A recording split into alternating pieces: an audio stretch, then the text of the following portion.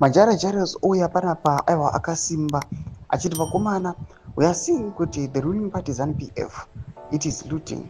Aiwa vari kutora mastate coffers panguva inoi zvinonyatsoonekwa nemunhu wese, and surprisingly mazimbabweans ari kuonekwa asinga voice up, vachingona vakanyarara vachingouya vachingoona zvigananda ne the regime vachiita zvavanoda.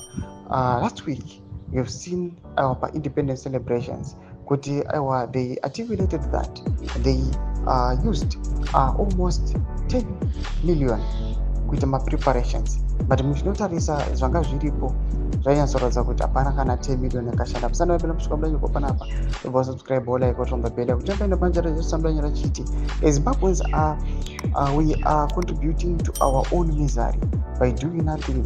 How these insensitive crooks led by a corrupt kingpin Mnangagwa are pillaging our state coffers without any sign that they will stop soon.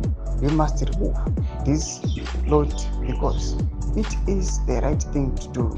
Ndomashkwamara tukapana pana majara zvachiti aiwa isusu vagari munyika yeZimbabwe tiri kukanganisa, we are just leaving them vaita zvavanoda, we are not voicing up.